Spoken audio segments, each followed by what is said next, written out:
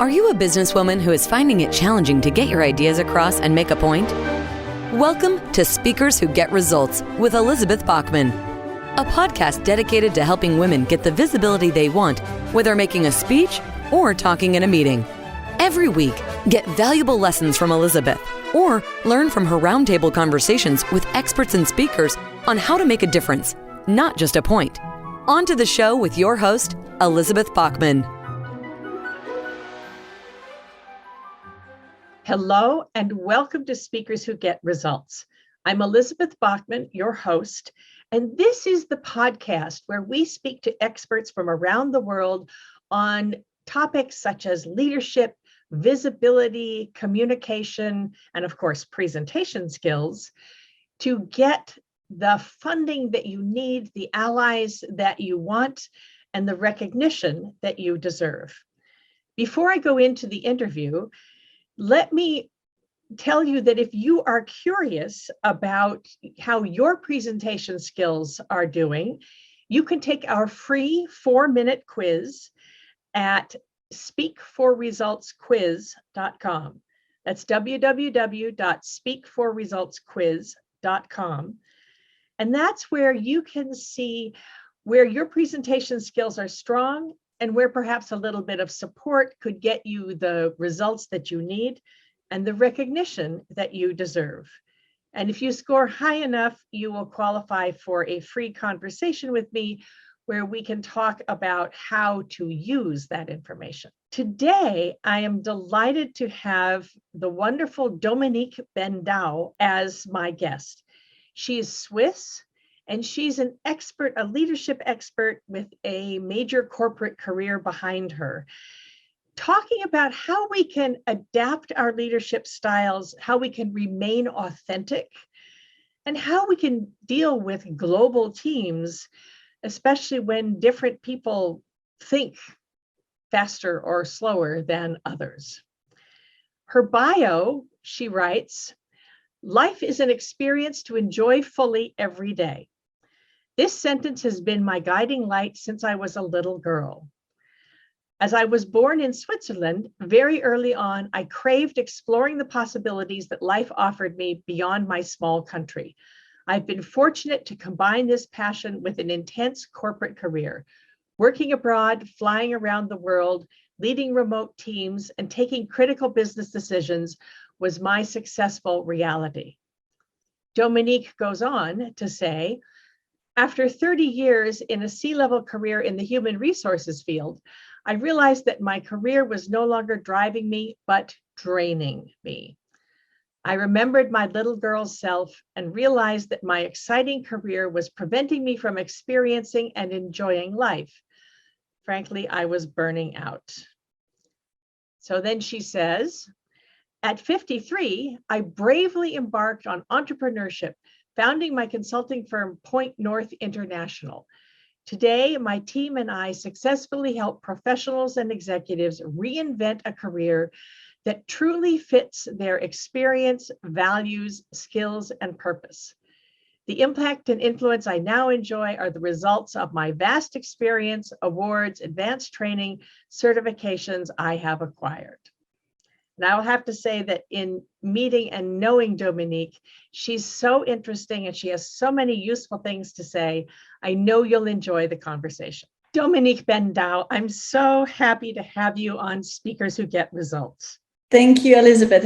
It's really a pleasure. I was looking forward to that, actually. Well, good. I hope so. I have so many questions I want to ask you. Before we start, though, let me ask you, who would be your dream interview? If you could interview somebody from history, who would it be? What would you ask them? And who should be listening? If I could go back in time, I would love to interview Albert Einstein. Ooh. And the reason why is, I don't know whether you knew, but he's studied in Switzerland, my home country. So that would be one of the reasons.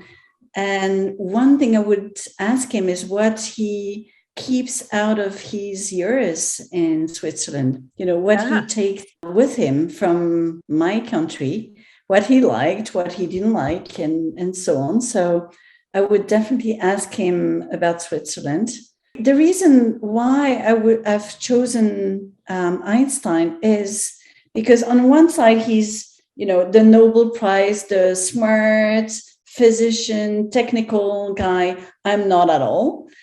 So I admire that part of him. The other reason, and the one I like him, is because he had that witty, jokey kind of character, and I love his quotes.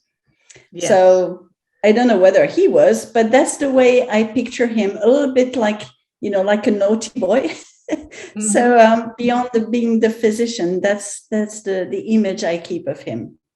Actually, I've often thought it would be interesting to meet Einstein as a young man, because you only see pictures of him with the gray hair after he was already famous. I think it would be interesting to know him as a young man, maybe go to the coffee shops and sit and talk and see what he was like there. I think that would be probably pretty obsessive. But what I love about him is saying, that it's 1% inspiration and 90% perspiration. I think that was Einstein, to talking about how, just he failed a lot of times before he got something that worked. And Absolutely. That's a very important thing for us to remember, that you can fail and then keep on going. Yeah, absolutely. And his level of resilience, persistence, and has been a very high inspiration to me for many, many years. And also remember about him that, he turned something impossible into something possible. So turning into tough situation into possibilities is what I really like. And that's what I use with the people that I coach and mentor at the moment. Is to turning things into what we think is super difficult into something that is actually happening. And I love that. Oh, wonderful. That's wonderful. Well, I wanted to ask you, Dominique, because we both work internationally and we both work with leadership and management training. I'm always curious to interview smart people so that I can learn from them.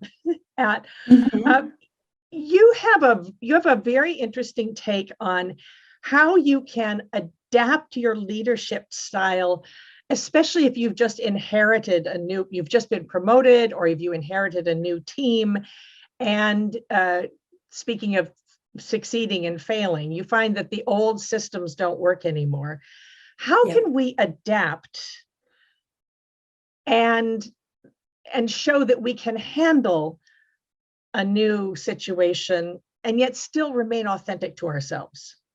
Yeah, that's super important. What I notice is that very often when people are promoted, when they take on a bigger responsibility that take them, for instance, from a country role to a regional role, or from a regional role to a global role, it's not because they've been promoted that they've arrived at destination, as we say.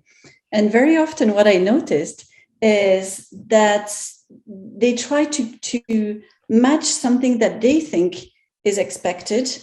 And I'm really trying to focus them on who they are internally to influence and impact, rather than being a person that they think is expected from others. And I've noticed that makes a huge difference in the CEOs or CHROs or CFOs that I've mentored or work with.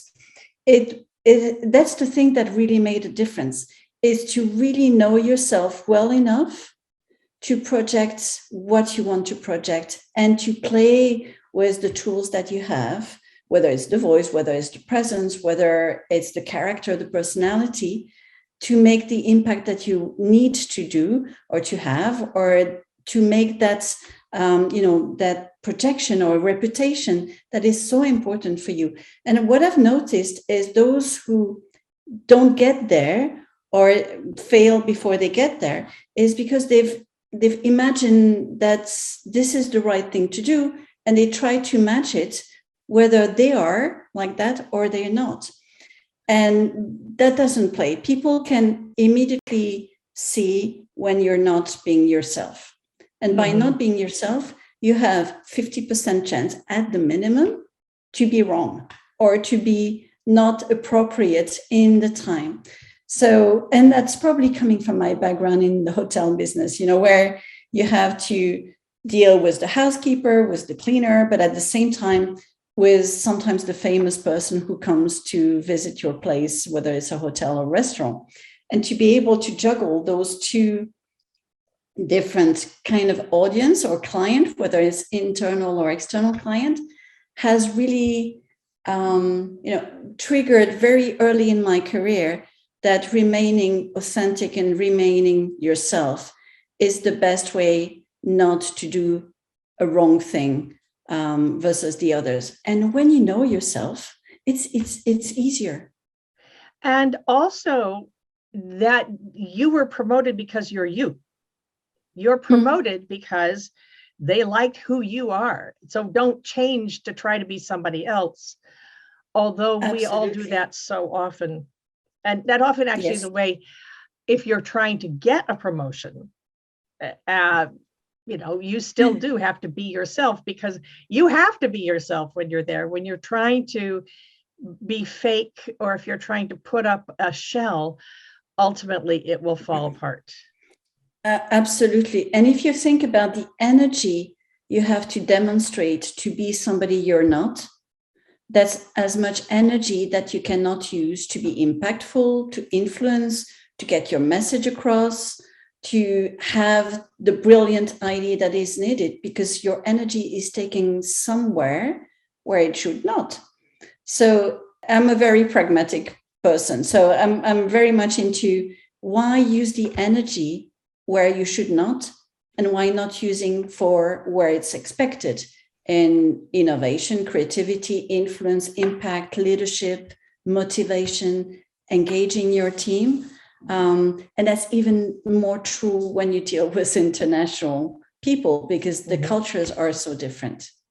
Well, and because chances are you are speaking a language that is not your first language, or it is not the first language of your listeners.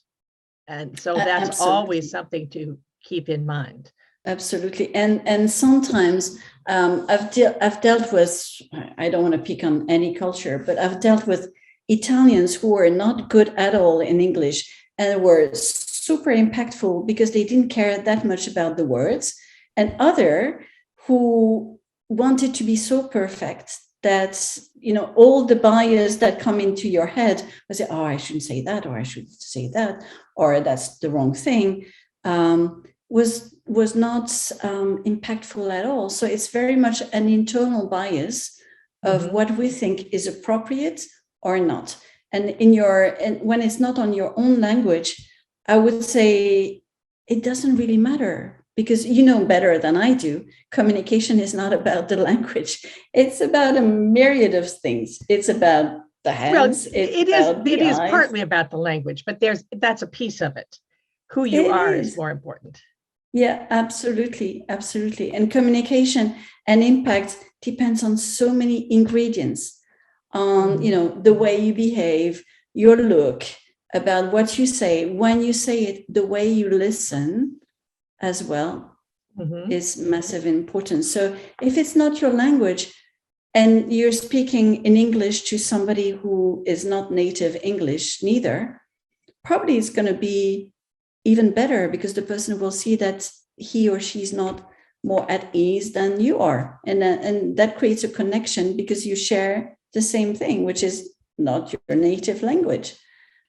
So in terms of trying to be your authentic self, when you are promoted, when you are dealing with a new situation or a new team or a new boss, how is that different for men and for women? Well, that's a good question. And sometimes I don't want to go into generalization, but what I noticed is, as women, and I speak for myself when I was much younger than I am today, but what I noticed is that sometimes we want, the bar of our expectation is not the same. And because we've been trained and used to be as perfect as we could be, it also creates a level of stress or a level of tension that tends to become our focus. Whether when I'm dealing with men as my clients, I know this is more about what tangibly, what pragmatically can I do to do this or to be impactful and so on. Whereas the women I work with will always question themselves before they question the situation or the person they're talking to. Whether men don't question themselves as much unless they've come into a difficult situation or a difficulty in their career that forces them to question. But even more so, women, we're always more critical with ourselves, and we want to be, the superstar and as perfect as we can be. Well, I think that's something that we are socialized to do as children. That's very, it's, a friend of mine talks about how boys are taught to be brave and try things. And if you fall down, you just get up and fix it. And girls are taught to be careful. Yep. And I certainly know I was taught that I had to be better than everybody else, because any failure on my part was a failure for all women. And that was in the days when I was one of the early female directors in the opera business in America. And so I was representing all women. And it's the same for people of color, minorities. If you are one of the few ones, then there's this pressure of you have to be better than everybody in order to get there. Do you have any techniques or strategies for how do you forgive yourself for not being perfect? And how can you perhaps set up the expectation with your colleagues inside your organization that you're going to be who you are and you're human? You will make mistakes. Yeah. What I notice, once you fail once, twice, or more, I think everybody learns through experiences and possibly failures. And that happened to me quite a lot until the moment when I realized that, the say that says what doesn't kill you makes you stronger is partly right. After a while, when you step back and when you look backwards, history or past failures or past experiences don't have the same taste, the same flavor as it used to in the right moment, in the moment where you lived it. So what I've done afterwards is to really step back and project myself and think, in 5 years from now, in 2 years from now, in 6 months from now, will I look at today in the same way that it feels today? And very often you look at things with different eyes. And what I noticed as well, which I have to admit I played a little bit with time, is that when you're not perfect, people like you much better because you're like them, and they say, wow, then that's possible. And a few people told me a few times, what I really like about you is that you're like me at the end of the day. When I was traveling the world in my C-level position and I used to visit the affiliates and so on, the fact that I made mistake, the fact that I was not, any better than any woman in my position, it actually created a lot of relationship and connection with the people. And if they like you, there are chances that they will listen more to you. And if they listen more to you, they're feeling more engaged and more motivated and perform better. And that's... You get more done. You get more done. So people don't like, I wouldn't say they don't like, but they don't connect with the people that are very different from who they are. So by just sometimes making mistake and say, oops, I made a mistake, it's fine. Once I was asked to do a speech for graduation in China for university. And the colleagues who invited me said, well, can you speak at the graduation? Because it happens that we have nobody this year. So can you come? So I flew all the way from Switzerland to the south of China, arrived the evening before. And at the time I had a trainee in my team, a Chinese trainee. And so before I flew, I said, look, this is the words that I want to say in English. Can you translate that into Chinese for me phonetically? So he taped himself, he recorded himself, and I listened and practiced in the plane as I was flying to China during the night. So the next day when I had my speech, I started in English, and then I switched to Chinese. And I mean, you can imagine my Chinese had nothing to do with Chinese. Right. Yes. But, till today, it's been a few years now that I've done that. Till today, people remember that because they had such a great time seeing me on stage speaking a language that nobody understood, despite they were Chinese, but they just had a laugh and they loved it.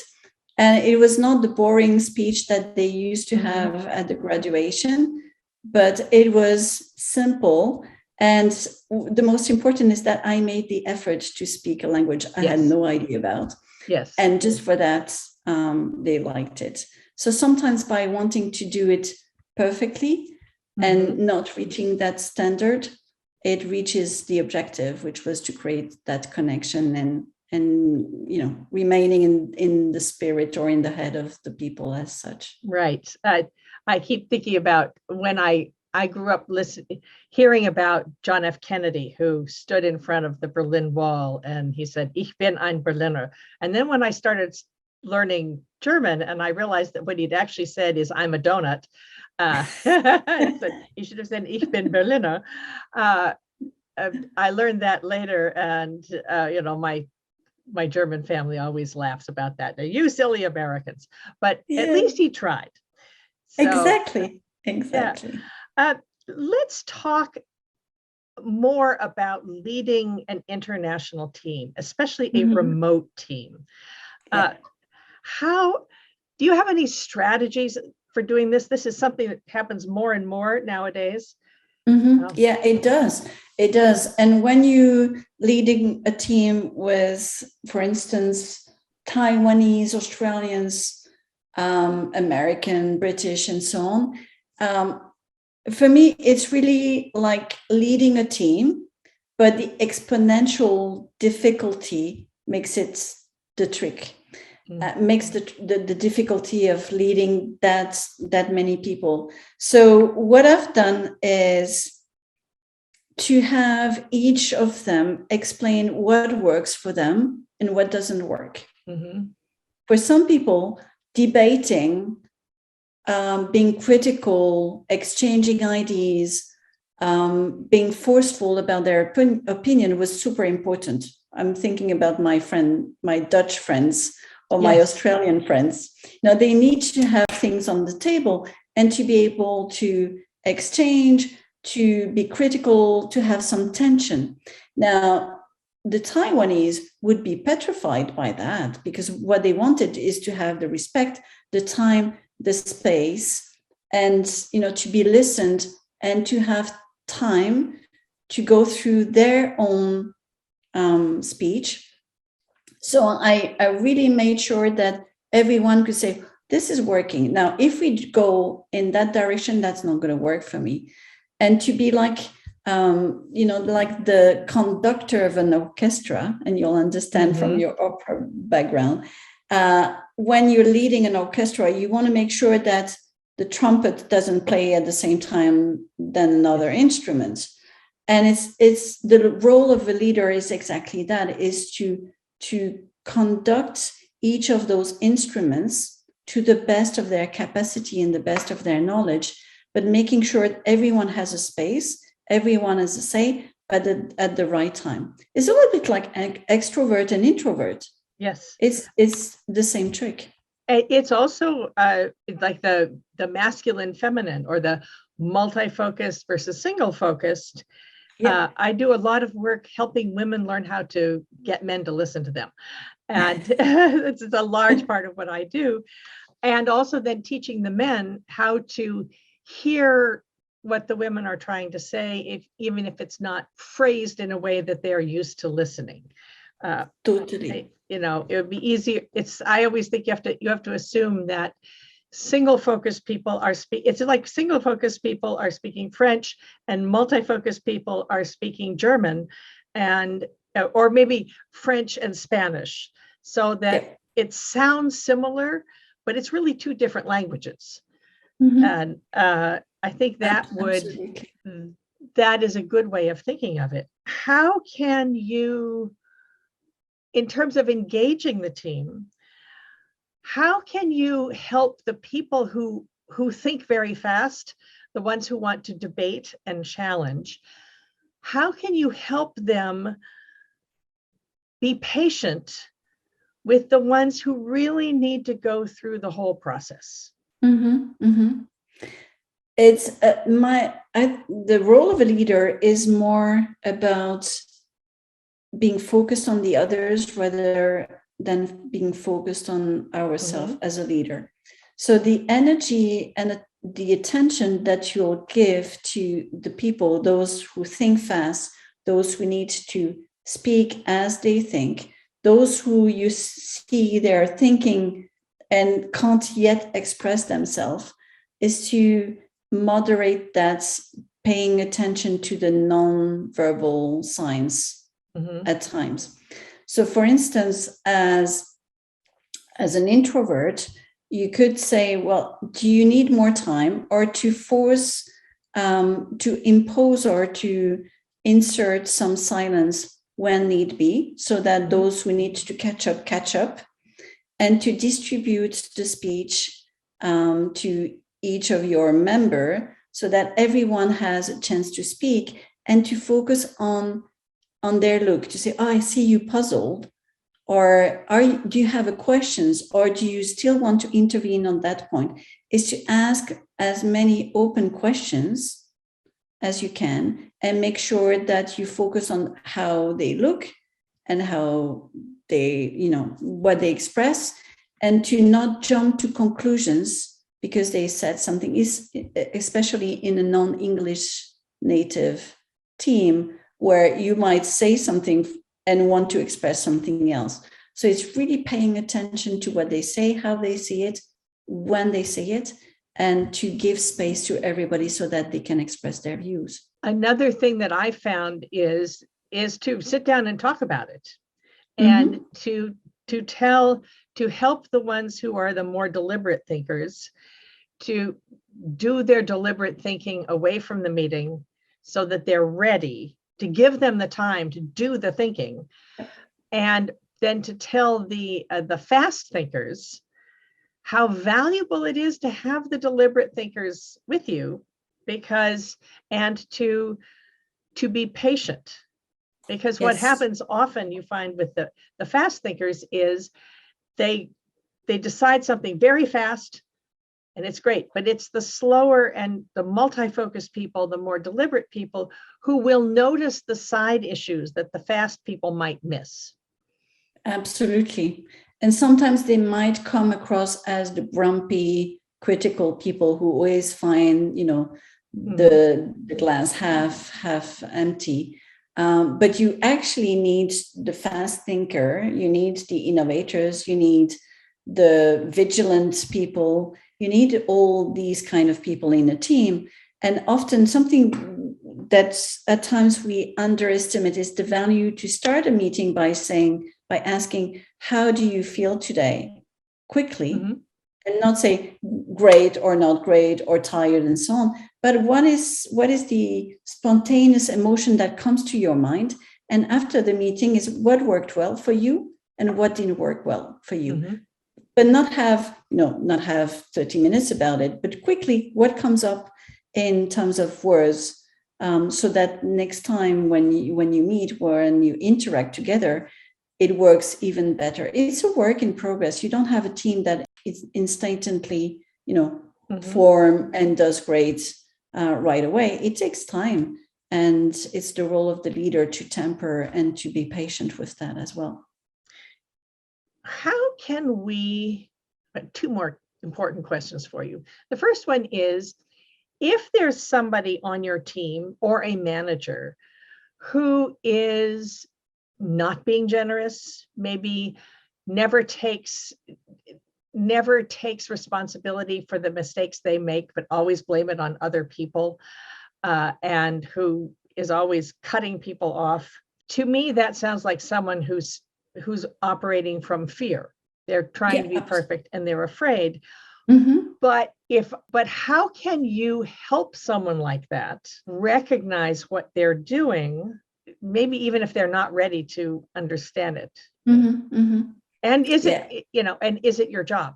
And so if you're a team member, is it my job to help the new manager be a better manager or not? Be a better manager. Well, you have to think about what is the impact of what he does or what she does. Is it just bothering people? Is it frustrating? Is it slowing down a project? What is the impact? To what extent is it important and impactful? If it is, well, I would say yes, it's your job, whether you're the leader of the team or you're not, but it's your job when you see that and you think you can help, to make sure that that person is getting the support and the help to overcome the fear or the doubts or any emotions that can come, or any model that the person may have in mind, because he saw a previous manager doing like that and he said, oh, that's a good idea, I'm going to model that, without thinking was not a good model. So you can't just get away from it and think, oh, it's going to go away by itself and it's not my job. It's a job of a leader to make sure that everybody in the team has a positive or has an influence that doesn't frustrate or doesn't piss off other people or doesn't slow down a project. What if they are at a higher level in the organization? Say it's a new boss or a new manager, and you're supposed to be doing what they tell you. Yeah, well, that has happened so much to me. You have to find out what is the motivation, what would make them willing to change, what is appealing to them. Is it reputation? Is it not losing face? Is it performance? Is it revenue? What is the targets, the objective that person would buy into it, and use that objective to as an ingredient, as a motivator, to say, well, if you want this, you could do that. Or imagine if you wanted to be like that. Those who are competitive, for instance, if you use competition as a trigger for change, they're going to go into that because they want to be the best. The person who wants to be popular, you're going to use that as a motivator or as an attractive, nuggets to say, oh, I want this as well. So you have to find what could be appealing to that person. And I wouldn't say it's easy, but it's not so hard. And use that as the bonus, as the incentive to do that change, because they can get even more this. So if you're dealing with somebody who wants to be on the platform and be recognized as the leader of the year, you're going to use reputation and you're going to use image as a trigger for change. And that could be helpful for the person as much as for the team as well. Yeah, I often think if they are sort of officially above you in the hierarchy, then who do they listen to? And can you get somebody else from the outside to talk to them? Because clearly, people like that. Well, with that, then how can you, let's say you are a leader, you want to get a promotion, but you haven't gotten that promotion yet. How can you get the visibility that you need to show that you are the person who should be promoted?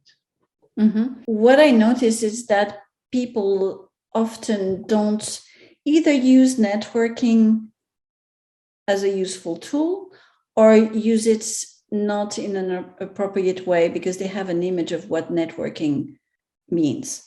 And for many people I know, sometimes networking means playing politics or, pretending to be somebody they're not, and so on. If they turn networking as building authentic or sincere connections with people and creating that network internally of people who could help them not get the promotion necessarily straight away, but at least get the information of what is expected, what great looks like in that team, in that department, in that unit, at that position.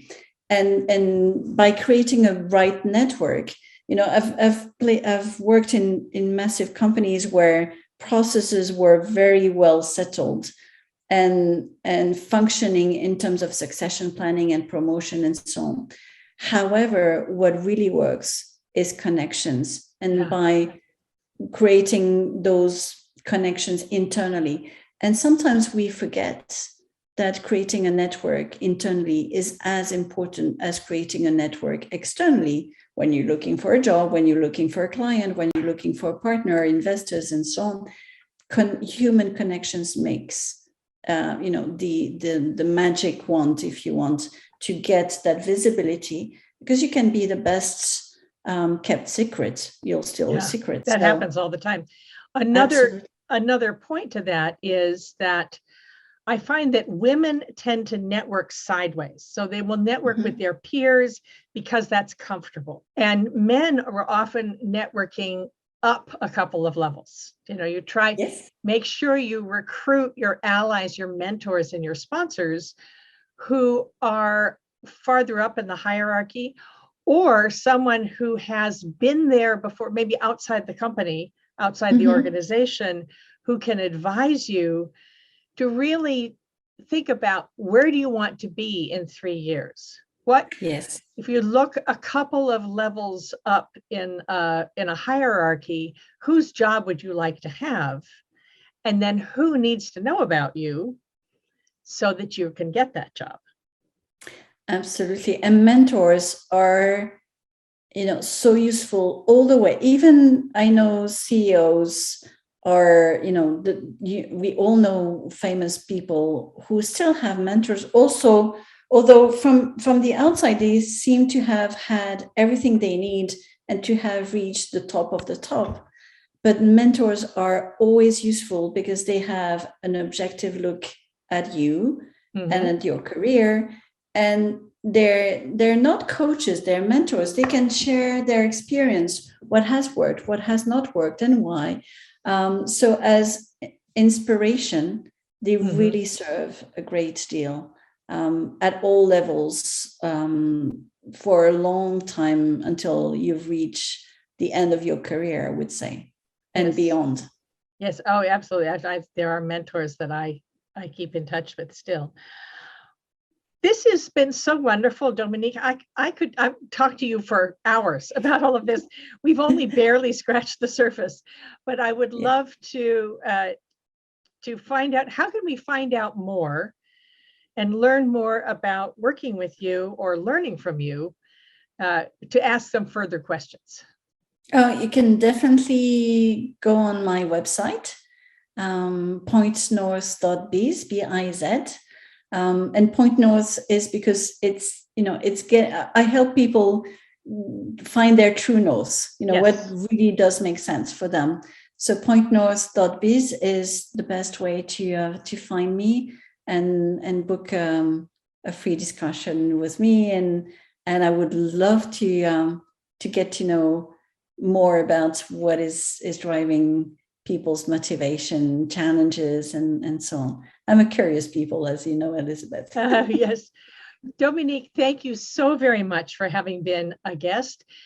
This has been Speakers Who Get Results with Dominique Ben Dhaou as my guest today.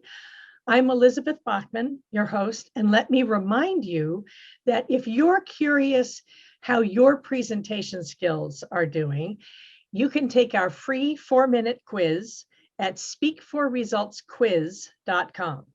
That's www.speakforresultsquiz.com. And there you can see where you are strong and where perhaps a little bit of support could help you get the results you need and the recognition you deserve. This has been Speakers Who Get Results. I'll see you on the next one.